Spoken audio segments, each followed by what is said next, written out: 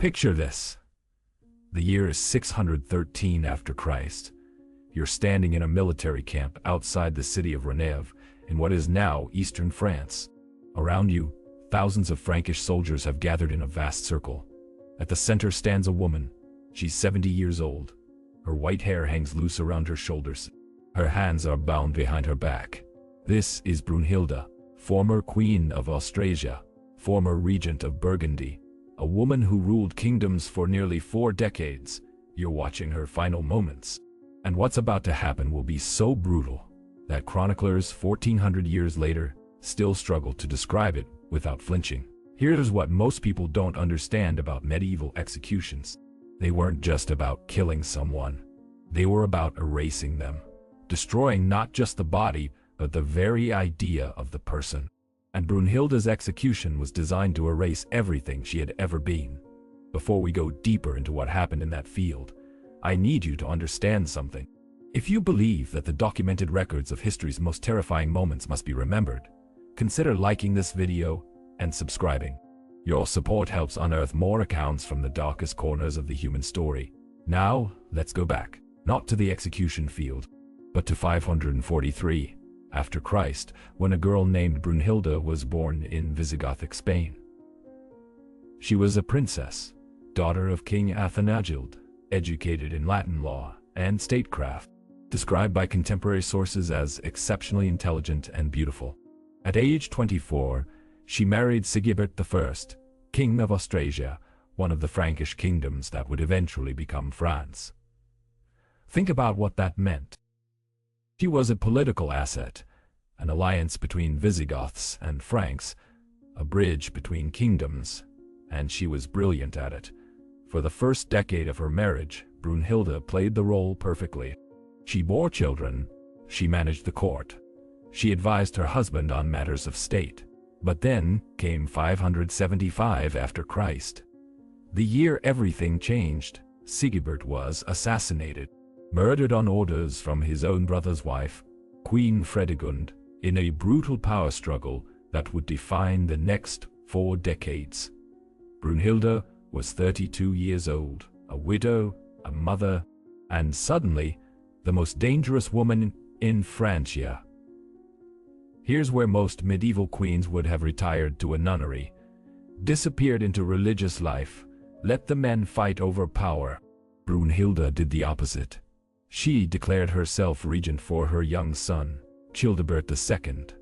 She took control of Austrasia's government, and she began a 40-year campaign to destroy Fredegund and everyone allied with her. Think about the audacity of that. In 6th century Francia, women didn't rule. They didn't command armies. They didn't make political decisions. Brunhilda did all 3. Contemporary chroniclers document her involvement in military campaigns, her negotiation of treaties with the Byzantine Empire, her manipulation of church appointments to secure loyal bishops. She was ruthless, calculating, and extraordinarily effective. For decades, she held power. She outlived her son and became regent for her grandsons. She brokered marriages, alliances, wars. She was, by any measure, one of the most powerful political figures in Western Europe, and the Frankish nobility hated her for it. But let's be specific about what Brunhilda actually did during those 40 years, because understanding her actions makes the brutality of her execution even more striking. In 577, just 2 years into her regency, she negotiated a military alliance with the Byzantine Emperor Tiberius II Constantine. This wasn't symbolic diplomacy. This was securing military support from the most powerful empire in the Mediterranean. Think about the political sophistication required. She was communicating across language barriers, negotiating terms with one of the world's most complex bureaucracies, offering concessions that would bind Francia to Byzantine interests. Male rulers did this constantly, but when Brunhilda did it, the Frankish chroniclers described it as manipulation and witchcraft. In 584, when her son Childebert II came of age, she didn't retire. She remained his chief advisor, and when powerful nobles tried to sideline her, she outmaneuvered them. The historical record shows her orchestrating marriages between Frankish and Visigothic royalty, arranging the assassination of political rivals, securing the loyalty of bishops by granting them land and privileges. She was playing the same game as every medieval ruler. She was just playing it better than most. And here's where the war with Fredegund becomes critical to understanding what happened in 613. Fredegund, the woman who had ordered Brunhilda's husband's assassination, was queen of Neustria, the rival Frankish kingdom. For nearly 40 years, these two women fought a shadow war across Francia. Assassination attempts, proxy battles, political marriages designed to undermine the other's power. In 597, Fredegund died. Natural causes, apparently. Brunhilda had outlasted her greatest enemy. But Fredegund's son, Clothar II, inherited both her kingdom and her hatred of Brunhilda. For the next 16 years, Brunhilda fought him. She was in her 60s by then, still commanding armies, still negotiating alliances, still refusing to submit. In 605, at age 62, she personally led military campaigns against Clothar's forces. Picture that, a 62-year-old woman on horseback, directing troop movements, making tactical decisions on battlefields. The Frankish nobility saw this as an abomination. Women weren't supposed to age into power. They were supposed to fade into convents and prayers. Brunhilda kept fighting, and the Frankish nobility hated her for it. Here's what makes this especially sinister. It wasn't just that Brunhilda was powerful. It was that she was a woman wielding power that men believed belonged to them. Every decision she made was seen as an affront. Every alliance she brokered was interpreted as manipulation. Every enemy she destroyed was proof of her unnatural cruelty. The chroniclers who wrote about her, all men, all affiliated with the church, painted her as a second Jezebel, a demonic figure who had corrupted the natural order. But archaeological and historical analysis reveals something different. Brunhilda was doing exactly what male rulers did. She was just doing it while female. And that, in 7th century Francia, was unforgivable. By 613, she had been in power for 38 years. She was 70 years old, still sharp, still politically active, still regent for her great-grandson, Sigebert II. And then came Clothar II. He was the son of Fredegund, Brunhilda's ancient enemy. He had been fighting her for control of Francia for years, and in 613, he finally won. His armies captured Brunhilda near the village of Orb. They brought her to his military camp in chains. The historical sources tell us something important about those first hours. Brunhilda didn't beg, didn't plead for mercy, didn't try to negotiate.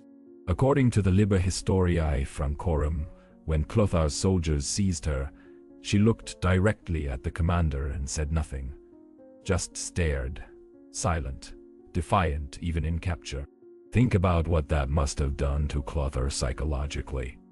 He'd spent 16 years fighting this woman. He'd finally captured her, and she still wouldn't submit. That silence, that refusal to acknowledge his victory, may have sealed her fate. Because what Clothar did next wasn't spontaneous rage. It was calculated, designed, a multi-day spectacle of destruction. He held her for 3 days before the execution. 3 days during which he assembled witnesses, sent word to nobles across Francia, made sure everyone would see what he was about to do. This wasn't just about killing Brunhilda. It was about making a statement to every woman in Francia. This is what happens when you refuse to know your place. Now we arrive at that field outside Renève, the circle of soldiers. The 70-year-old woman with bound hands. Clothar didn't just want to kill her. He wanted to destroy her completely. The Frankish chronicler known as Fredegar, writing within living memory of these events, documented what happened next in precise, horrifying detail. First, they stripped her, completely naked, in front of thousands of soldiers. Think about what that does psychologically. This is a woman who had been a queen for 4 decades, who had commanded armies, negotiated with emperors, controlled kingdoms. Now she's standing naked in a field while an army stares. It's not just physical exposure, it's the destruction of dignity, of status, of personhood. The message is clear. You are nothing. Everything you were is gone. But they weren't finished. Next, they paraded her through the camp, still naked, mounted backward on a camel, an animal considered absurd and degrading in medieval European culture. Soldiers jeered, threw objects, spat. For 3 days they kept her like this, exposed, humiliated, degraded. She was given minimal food and water, forced to endure the heat, the cold, the constant mockery. Contemporary sources report that she remained silent throughout, refused to cry out or beg. Even at 70, even in this horror, she wouldn't give them the satisfaction. Think about the strength that required, the sheer force of will to maintain dignity when everything has been stripped away. But here's what should truly disturb you. The 3 days of humiliation weren't the execution. They were the prelude. On the 4th day, they brought out the horses. Not one horse. 4 wild, untamed horses that had been deliberately starved and agitated. The historical record here is brutally specific. Fredegar's Chronicle, the Liber Historiae Francorum, and later sources all corroborate the details. They tied Brunhilda's limbs to the 4 horses, one arm to one horse, other arm to another, each leg to the remaining 2. She was spread-eagled between 4 terrified, angry animals. Picture yourself in that moment. You're 70 years old, your body is already fragile. You've been starved and exposed for 3 days, and now you're suspended between 4 horses, knowing what's about to happen. The soldiers whipped the horses. What followed was described by Fredegar as so horrific that even the hardened warriors who witnessed it were disturbed. The horses bolted in 4 different directions. Brunhilda's body was torn apart, literally dismembered by the force of 4 horses pulling in opposite directions.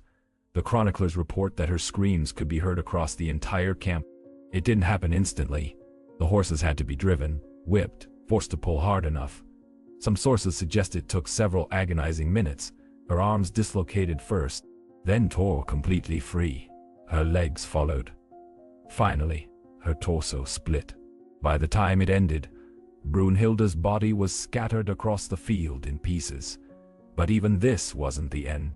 Here's where the execution becomes something more than personal revenge. It becomes symbolic annihilation. After she was torn apart, Clothar ordered her remains to be burned. The ashes were scattered. Think about what that means in medieval Christian culture. Proper burial was essential for resurrection. To burn a body was to deny it rest. To scatter the ashes was to ensure the person could never be whole again. Even in death, they were trying to erase her from existence itself. And then came the historical erasure. Every chronicler who wrote about Brunhilda after her death portrayed her as a demon, a witch, an unnatural woman who had corrupted the righteous Frankish kings. Her 40 years of effective rule were rewritten as 40 years of tyranny. Her political brilliance was recast as manipulation and sorcery. The execution itself was presented as divine justice, God's punishment for a woman who had dared to rule. Here's where the role of the church becomes especially disturbing. Shortly before Brunhilda's capture, a council of Frankish bishops met in Paris. They issued a formal condemnation of her, not for specific crimes, but for her unnatural exercise of power. Bishop Arnulf of Metz, one of Clothar's key supporters, wrote that Brunhilda had corrupted the natural order established by God, that her rule violated divine law. Think about what that means. The institutional church provided religious justification for her destruction. When Clothar ordered her execution, he wasn't just acting as a king settling a political score. He was, according to the bishops, carrying out God's will. The church chroniclers who documented her death described it in language usually reserved for the punishment of demons and witches. Fredegar calls her death a divine cleansing of Francia. This theological framing served a purpose. It transformed brutal political murder into righteous execution. It made the horror seem necessary, holy even. And it ensured that for the next 1,000 years, no one would question whether Brunhilda deserved what happened to her. The machinery of violence had institutional support, religious sanction, historical justification.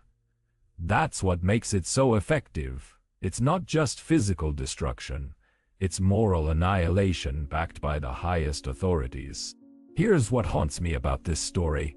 When you read the actual historical sources carefully, when you strip away the moralizing and propaganda, you find something different. Brunhilda was doing what powerful rulers did. She was making alliances, fighting enemies, consolidating power. But she was doing it as a woman, and that made her monstrous. The execution wasn't just about killing a political enemy.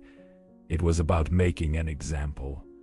About showing every woman what happens when you refuse to submit. Strip her, parade her, tear her apart, burn what's left, and then rewrite history to say she deserved it.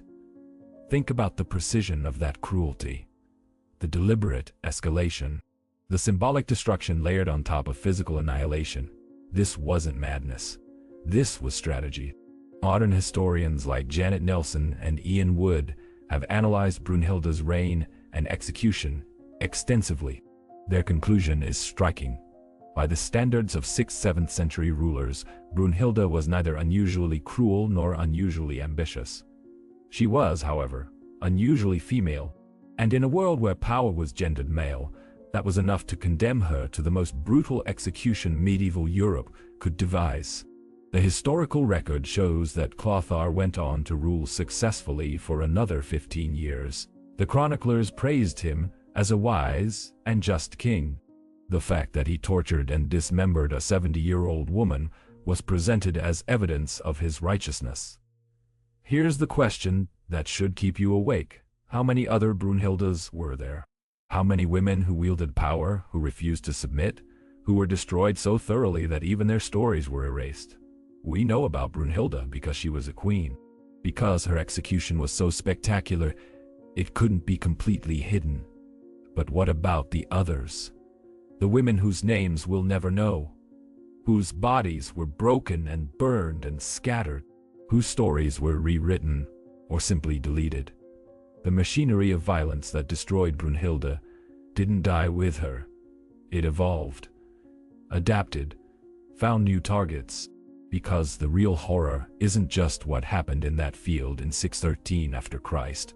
It's that the impulse behind it to destroy women who claim power never truly ended. Stand in Renève today. There's no monument, no marker, nothing to indicate that one of medieval Europe's most brutal executions happened there. The field where Brunhilda was torn apart is just a field now. That's the final erasure. Not just of her body, not just of her reputation, but of the very fact that she existed. If you believe that stories like this need to be told, that we can't let history erase the women it destroyed, hit that subscribe button and turn on notifications. Drop a comment with your thoughts. Let me know if you'd heard of Brunhilda before this video. Because they tried to make us forget. And we're going to remember anyway. The question isn't whether Brunhilda was perfect. She wasn't. She was ruthless, calculating, and sometimes cruel. But so were her male contemporaries, and they died in their beds, praised by history. She died torn apart by horses, burned to ash, and condemned for 1,000 years. The machinery that destroyed her is still running. We just call it by different names now.